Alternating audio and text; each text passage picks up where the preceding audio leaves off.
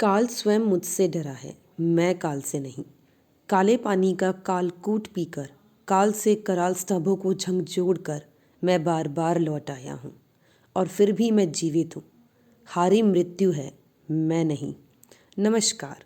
प्रतिष्ठा ग्रुप के प्रथम वर्ष के छात्रों के द्वारा श्री विनायक दामोदर सावरकर द्वारा लिखित काला पानी उपन्यास नाटक प्रस्तुति में आप सभी का हार्दिक स्वागत है। दृश्य 1।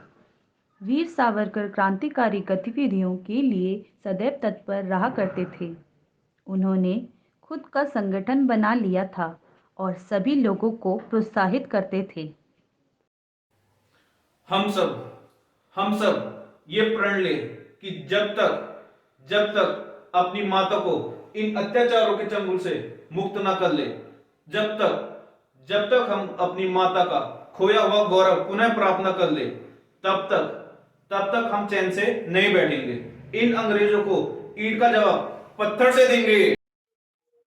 हाँ, जरूर देंगे। हाँ, जरूर देंगे। वंदे मातरम, वंदे मातरम, वंदे मातरम। सावरकर, एक बात बताओ, कोई भी व्यक्ति कुर्बानी के लिए कब तैयार होता है?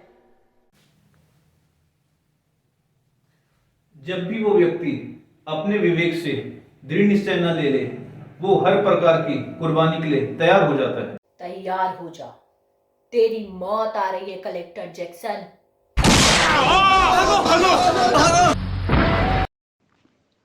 दृश्य 3।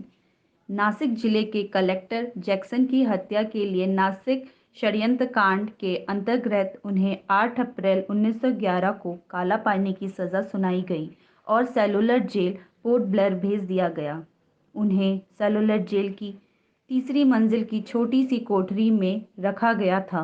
कैद में सावरकर के हाथों में हथकड़ियाँ और पैरों में बेड़ियाँ जकड़ी रही थीं। समझे? यहीं दफन कर दूंगा, इसी जगह, इसी विशाल समुद्र में।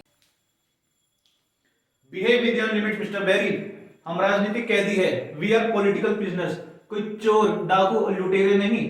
और मैं समुद्री जहाज से इसलिए नहीं भागा था कि मुझे अपनी जान प्यारी है, बल्कि मैं इसलिए भागा था कि तुम अंग्रेजी सरकार के मुंह में वो एक तमाचा था।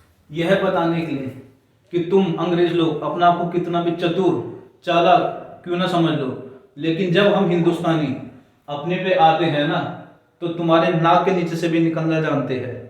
नकारा है तुम्हारी पुलिस, निकम्मे हो तुम। और यही बताना चाहता था और डंके की चोट पे बताया मैंने और पूरे संसार को बताया। 4 परिवारों को कष्ट में डालकर हजारों लाखों परिवारों का कल्याण हुआ तो क्या बुरा हुआ। भारत माता जब बेड़ियों से मुक्त होगी तो ये कष्ट किसे याद रहेगा।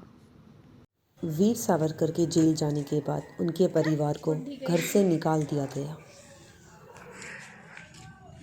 अरे, ये कैसा अत्याचार है? सावरकर भाव को काला पानी भेज दिया और उनकी स्त्री को घर से निकाल दिया। सावरकर भाव यहाँ होते तो ऐसा कदापि नहीं होता। सावरकर भाव इन अत्याचारों का बदला जरूर। बैरिस्टर साहब, अपना बोरिया बिस्तर उठाओ और चलो यहाँ से। सेलुलर जेल में सभी सेनानियों को कड़ा परिश्रम करना पड़ा। क्रांतिकारियों को नारियल छिलकर और कोल्हू के बैल की तरह जूतकर तेल निकालना पड़ता था। उन्हें साफ सफाई भी करनी पड़ती थी और काम रोकने पर उन्हें कोड़ों से बुरी तरीके से पीटा जाता था। उन्हें बस जीने के लिए ही खाना दिया जाता था।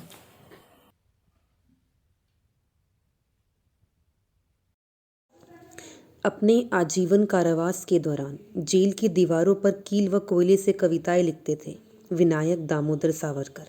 आइए अंत में हम सब उनके द्वारा दिए गए संदेश को याद करें।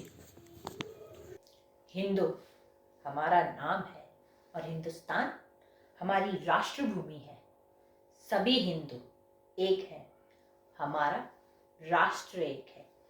एक राष्ट्र, एक जाति और एक संस्कृति के आधार पर ही हम हिंदुओं की एकता आधारित है। ये पवित्र भाव जागृत कर सकें कि हम सब सबसे पहले हिंदुस्तानी हैं और उसके बाद कुछ और। जय हिंद।